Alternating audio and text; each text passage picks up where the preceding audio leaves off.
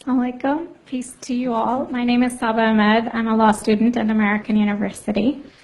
I am here to ask you a simple question. I know that we portray Islam and all Muslims as bad, but there's 1.8 billion Muslim followers of Islam. We have 8 million plus Muslim Americans in this country, and I don't see them represented here. But my question is, how can we fight an ideological war with weapons? How can we ever end this war?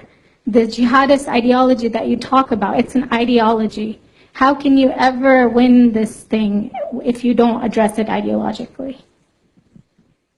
Great question. I am so glad you're here, and I am so glad you brought that up because it gives us an opportunity to answer.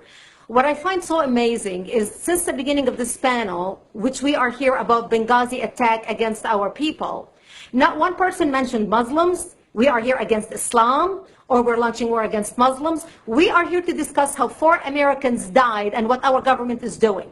We were not here to bash Muslims. You were the one who brought up the issue about most Muslims, not us. And since you brought it up, allow me to elaborate with my answer. There are 1.2 billion Muslims in the world today. Of course, not all of them are radicals. The majority of them are peaceful people. The radicals are estimated to be between 15 to 25%, according to all intelligence services around the world. That leaves 75% of them peaceful people. But when you look at 15 to 25% of the world Muslim population, you're looking at 180 million to 300 million people dedicated to the destruction of Western civilization. That is as big as the United States. So why should we worry about the radicals, 15 to 25%? Because it is the radicals that kill. Because it is the radicals that behead and massacre. When you look throughout history, when you look at all the lessons of history, most Germans were peaceful. Yet the Nazis drove the agenda. And as a result, 60 million people died. Almost 14 million in concentration camps. 6 million were Jews. The peaceful majority were irrelevant. When you look at Russia, most Russians were peaceful as well. Yet the Russians were able to kill 20 million people. The peaceful majority were irrelevant. When you look at China, for example, most Chinese were peaceful as well.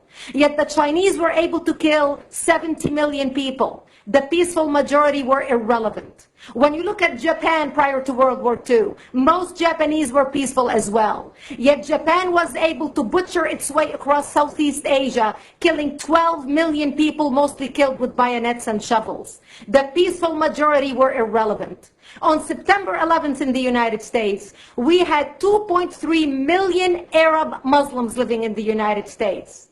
It took 19 hijackers, 19 radicals to bring America down to its knees, destroy the World Trade Center, attack the Pentagon, and kill almost 3,000 Americans that day.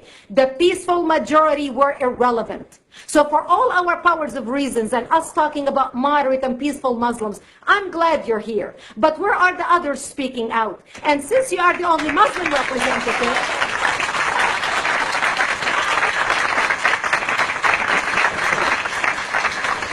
save the applause till the end.